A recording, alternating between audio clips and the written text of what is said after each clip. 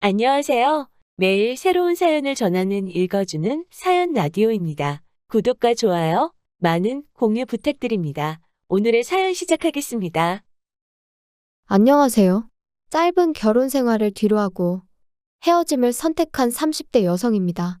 그리고 다 끝난 마당에 무슨 미련이 남아서 이렇게 글을 쓰냐는 사람도 있겠지만 마지막으로 후련하게 내뱉고 싶어서 그러니 이해해 주셨으면 좋겠네요.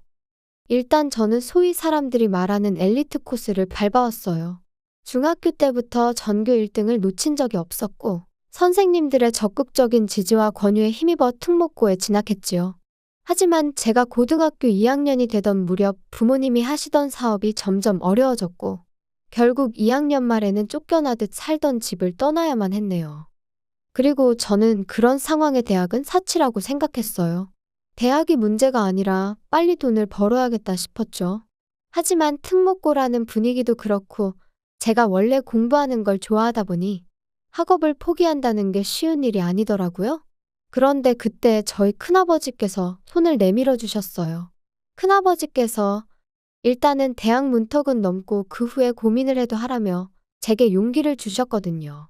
게다가 결국 제가 S대에 합격한 걸 아시고는 첫 학기 학비를 내주셨지요.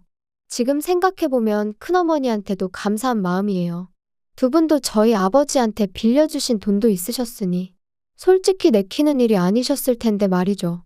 아무튼 그렇게 대학에 갔고 이후로는 장학금과 아르바이트로 학비를 충당했습니다. 돈 때문에 휴학도 몇 번이나 해야 했고요. 제가 그런 고생을 하는 동안 저희 부모님이라고 손 놓고 가만히 계셨던 것은 아니에요. 다만 두 분이 10여 년의 난임 끝에 저를 가지셨다 보니 제 주변 친구들의 부모님들보다 연세가 많으셨어요. 게다가 망해가는 사업을 어떻게든 살려보려고 두 분 다 백방으로 뛰어다니시며 마음고생 몸고생 하셨다 보니 건강도 많이 나빠지신 상황이었죠. 그래서 의지가 있으셨어도 하실 수 있는 일이 많이 없으셨어요. 쓰다 보니 제 신세 한탄같이 들리는데 아무튼 나름대로 힘든 세월을 보냈습니다. 그래서 저는 남들과는 조금 다른 인생의 목표를 갖게 되었죠. 연애니 결혼이니 그런 건 모르겠고 그저 두 분이 마음 편히 계실 집 하나만 장만해드리자고요. 한편 우여곡절 끝에 대학을 졸업하고 학교에 지원을 받아 저는 작은 사업을 시작할 수 있었습니다. 그리고 이후로 한동안 제 생활은 오로지 일밖에 없었어요. 눈 뜨면 일하고 눈 감으면 자고 돈을 버는 건 오로지 모으기 위함이었고 돈을 쓰는 일이 있다면 그건 부모님에게 필요해서였지요. 하긴 돈을 모으는 이유도 오로지 부모님에게 집 한 채 해드리고 혹시나 두 분이 병원에 가시게라도 된다면 목돈이 들 테니 그걸 대비하기 위함이었네요. 아무튼 회사에서는 대표님 소리를 들었지만 솔직히 직원들이 보기에도 왜 저렇게 궁상맞게 사나 싶었을 겁니다. 가끔이지만 저도 거울 속 초라한 제 모습에 혀를 내두를 지경이었으니까요. 하지만 그래도 어쩔 수 없었어요. 부모님 사업이 망하고 나서 월세를 전전하는 동안 이런저런 서름이 컸다 보니 집도 없는데 다른 거 구색 맞춰놓고 사는 게 무슨 의미가 있나 싶었거든요. 아무튼 그렇게 살기를 10년. 어느새 사업은 자리를 잡았고 부모님한테 아파트 한 채 사드릴 정도의 돈은 모았을 무렵 남편을 알게 되었습니다. 남편은 제 회사랑 거래하는 업체의 직원이었어요. 헤어진 마당에 어떻게 만났는지 그걸 곱씹어 뭘 하겠냐마는 거래했던 건이 결과가 잘 나와서 다 같이 회식을 한번 하게 됐는데 남편이 말하길 그때 저한테 반했다고 하더라고요. 대표라는 그런 타이틀하고는 상관없이 조용하고 소탈한 모습이 마음에 들었다나요? 아무튼 이후로 남편이 정말 적극적으로 대시를 해왔어요. 그리고 저는 그런 일은 처음 겪어봤던지라 그런 남편이 당황스럽기도 하고 부담스러웠지요. 하지만 한편으론 이런 게 사랑받는다는 건가? 내가 얼마나 좋으면 저럴까 싶은 게. 그래서 결국 2달 만에 저는 마음의 문을 열었습니다. 연애를 시작하던 당시 저는 제 나름대로 많은 것을 오픈했어요. 제 학벌이라던가 가정환경이라던가. 참고로 연애 초반부터 나름 민감할 수도 있는 이야기들을 오픈한 이유는 비록 저희가 결혼을 전제로 연애를 시작한 것은 아니었지만 남편이나 저나 나이가 있다 보니 잘 지내다 보면 결혼 이야기가 나올 수도 있겠다 싶대요. 그런데 그때 가서 실은 나는 우리 부모님한테 집도 사드리고 앞으로 생활비도 대드리고 해야 한다 하면 솔직히 어떤 남자가 좋다 하겠어요.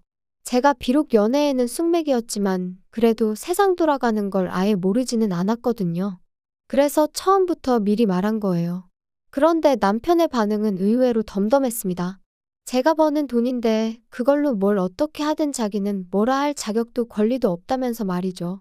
그리고 그런 남편의 반응이 조금은 충격적이면서도 한편으론 뭐랄까 고맙더라고요. 그런데 여기까지만 들으시면 제가 되게 좋은 남자를 만났다 생각하실 수도 있는데 꼭 그런 것만은 아니었어요. 사실 남편과 저는 소위 사람들이 따지는 조건에 있어서는 차이가 제법 있었거든요. 남편은 고졸이었고 직장은 계약직이었으니까요. 그리고 만약 누군가 저에게 처음부터 이 조건을 다 알았어도 만났겠냐 하면 제 대답은 잘 모르겠다예요. 속물처럼 들리겠지만 연애니 결혼이니 관심은 없었어도 사람이 원래 자기보다 잘난 사람하고 만나고 싶지 못난 사람하고 만나고 싶지는 않잖아요? 저도 그랬고요. 그래서 남편이 프로포즈를 해왔을 때 솔직히 한 번에 바로 긍정적인 답을 주진 못했습니다. 그런데 남편이 그러더라고요.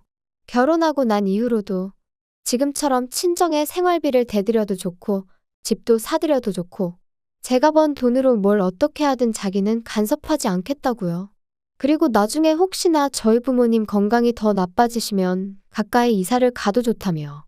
그리고 그런 이야기까지 듣고 나니 비록 다른 조건들이 제 성에 차지는 않았지만 저한테만큼은 충분히 좋은 남자다 싶대요. 그래서 결국 부부의 영까지 맺기로 한 거지요. 그런데 막상 결혼식을 올리고 나니까 다른 사람도 아니고 시부모님 특히나 어머님이 그렇게 제가 친정에 하는 걸로 눈치를 주시더군요. 하루는 저에게 따로 할 말이 있다며 연락도 없이 저희 회사로 찾아오셔서는 바쁘니? 얘기 좀 할까 해서 왔다. 어머님 하실 말씀이 있으시면 미리 연락을 주시지 그러셨어요. 직원들 보는 눈도 있는데. 아니 내가 뭐 못 올 때라도 왔다니? 그리고 네가 대표라면서 직원들이 무슨 상관이야? 그런 건 아닌데 아무튼 무슨 일 때문에 오셨어요? 엊그제 진호랑 얘기를 하다 보니까 너 뭐 친정 부모님한테 매달 생활비를 드린다며? 난 처음에 내가 뭘 잘못 들었는 줄 알고 깜짝 놀랐다. 그게 진짜니? 네, 맞아요. 드리고 있어요. 아니 그런 게 어딨냐? 니네 부모님은 뭐 연금 같은 것도 안 나오니? 그런 거랑 별개로 제가 챙겨드려야 해서요. 황당하다 정말이지. 아니 너는 결혼한 여자야. 결혼한 여자. 무슨 말인지 알아듣니? 결혼한 여자라는 건 결혼을 했으면 네 가정에 충실해야지. 그거 언제까지 친정을 보고 살 거냐 이 소리야. 알아들어? 결혼 전에 진호 씨랑 다 이야기가 되었던 부분인데 어머님이 갑자기 이렇게 나오시니 좀 당황스럽네요. 저희 부모님은 제 도움이 필요하시고 저는 끝까지 책임질 거예요. 아니 공부도 잘했다면서 말귀를 못 알아듣니? 듣자 하니 한 달에 150만 원씩 드리고 있다며. 노인네 둘이 사는데 무슨 돈을 그렇게 많이 주냐? 진호 씨 돈은 한 푼도 안 들어가고 있으니까 걱정 안 하셔도 돼요. 아시는지 모르겠는데 저희 돈 관리 따로 하고 있거든요. 결혼을 했는데 왜 돈 관리를 따로 하니? 같이 해야지. 요즘 애들은 정말 이상하다니까. 진호 씨 벌이로 대출까지 상환하면 자기 쓸 돈이 없다고 하더라고요. 그래서 돈을 따로 관리하는 대신 대출도 저 혼자 갚는데. 아이고, 내가 그런 것까진 모르겠고 아무튼 친정에 작작해라. 그리고 너 내 입장도 생각해봤니? 지 친정에는 150씩 주면서 우리한테는 50이라니. 내가 말 안 하려고 했는데 듣고 나서 화딱지가 나더라. 시부모는 부모도 아니냐? 그런 건 진호 씨하고 얘기해보시는 게 좋으실 것 같아요. 그리고 저도 말 안 하려고 했는데 그 50은 진호 씨 돈이 아니고 제가 드리는 건데. 아이고 그 돈으로 유세 부릴 생각이면 꿈 깨라.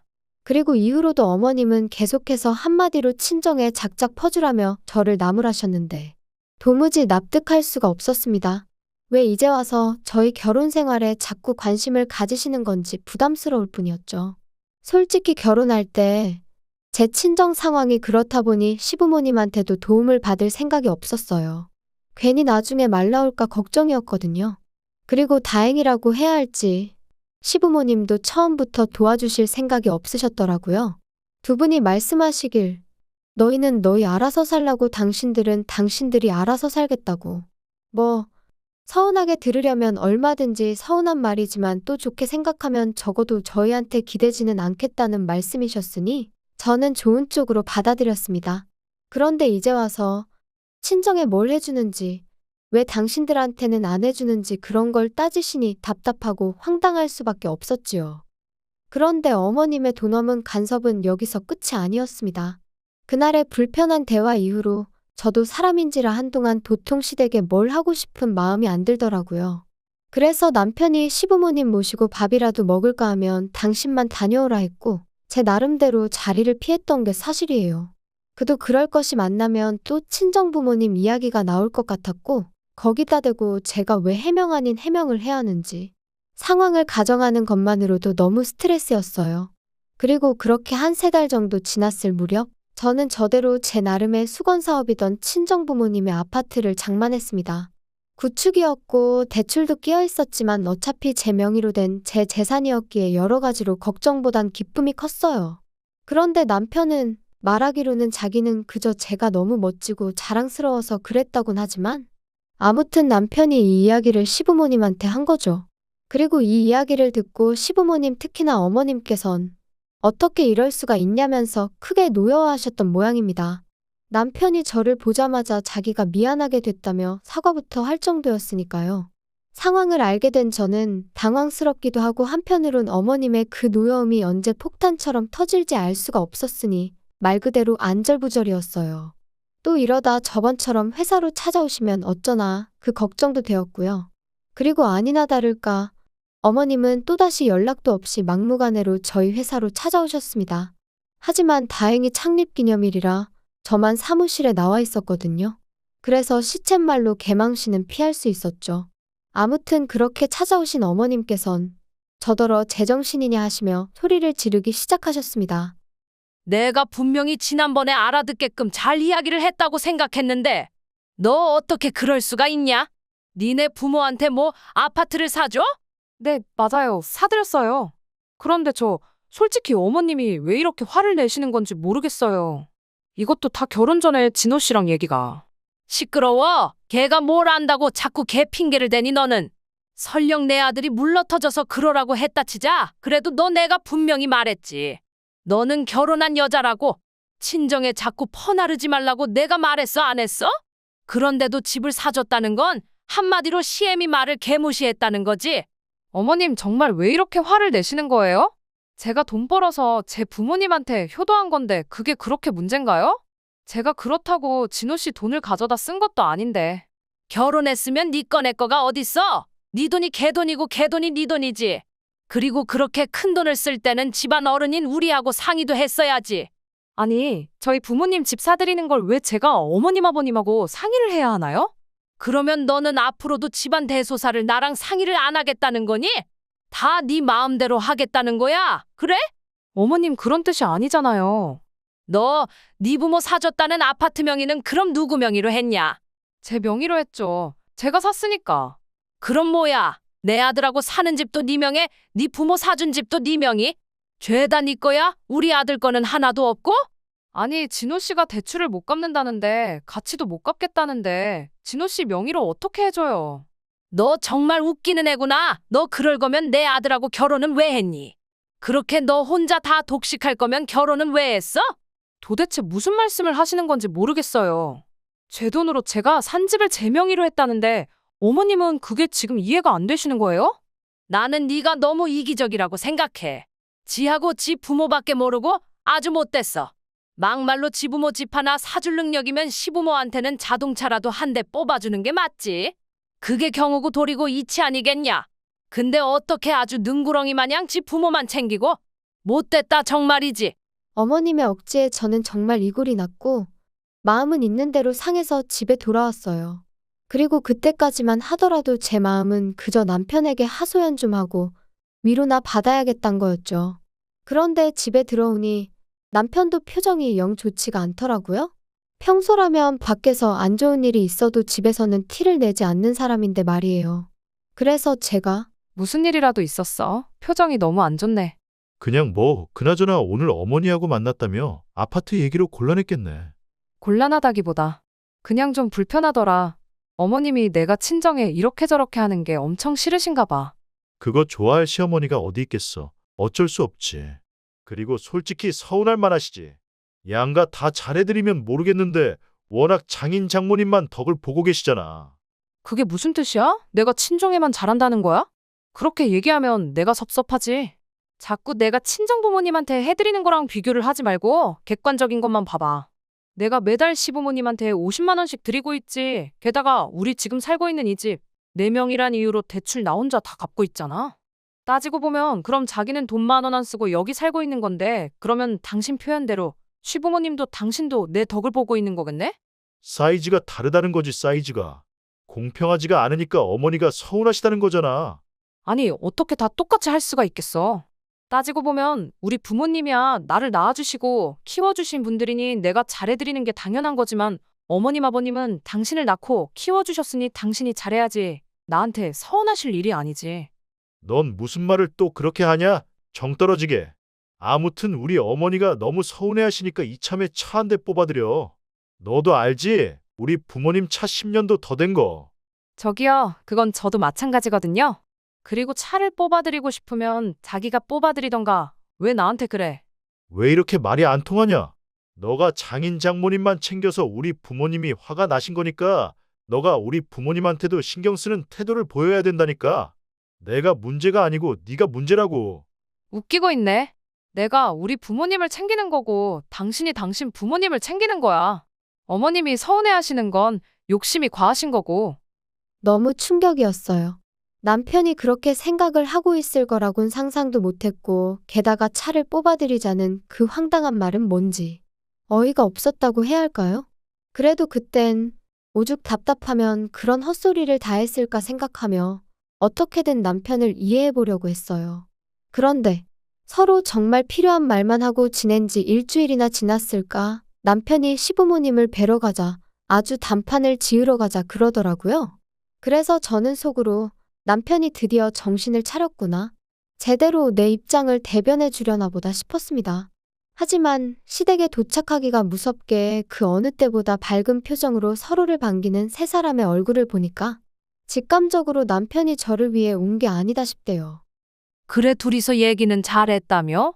아버지랑 나는 결정 다 했어. 내일 계약하러 가면 돼. 결정 다 하셨어요? 잘하셨네. 자기도 이리 와서 봐봐. 도대체 무슨 이야기를 하는 거야? 이게 뭐야? 자동차?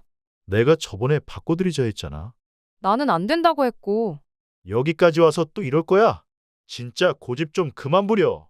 나는 장인 장모님한테 잘하는데 넌 진짜 왜 이렇게 삐딱선을 타냐?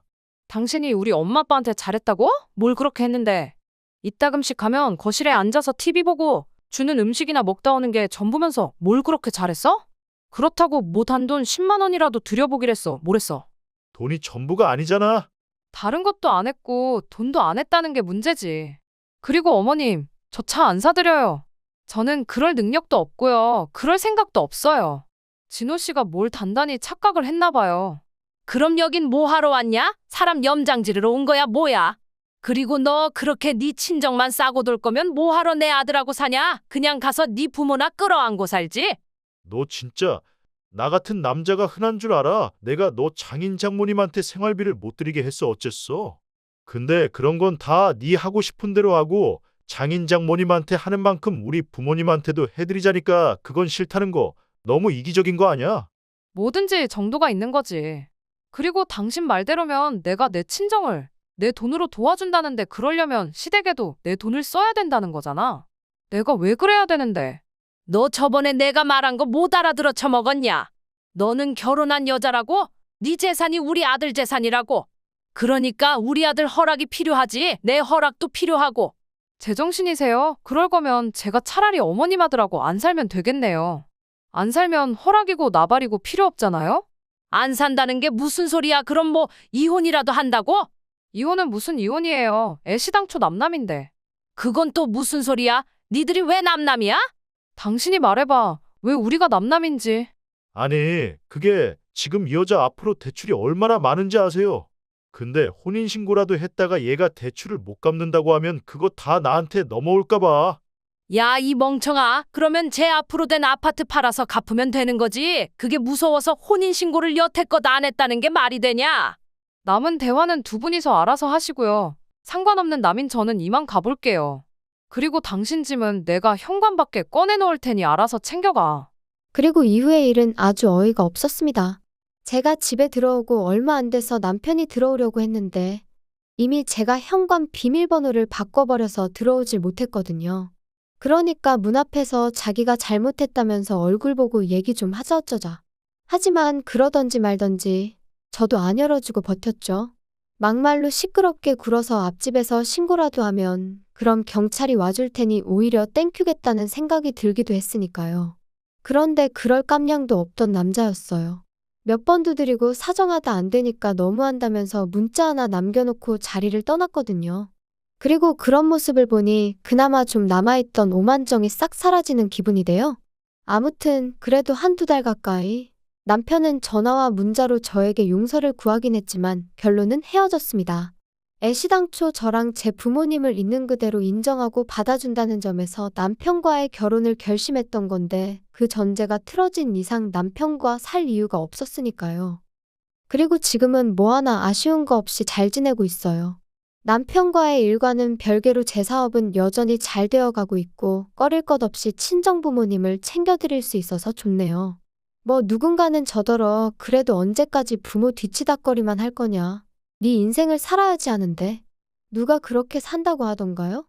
저는 그저 제 나름의 도리를 했을 뿐이고 이제 집도 해드렸으니 새로운 목표를 세워서 제 행복을 위해 다시 한번 열심히 달릴 겁니다. 긴 이야기 들어주셔서 감사합니다. 오늘의 사연은 여기까지입니다. 구독과 좋아요, 알람 설정해주시면 앞으로 더 좋은 사연으로 찾아오겠습니다. 감사합니다.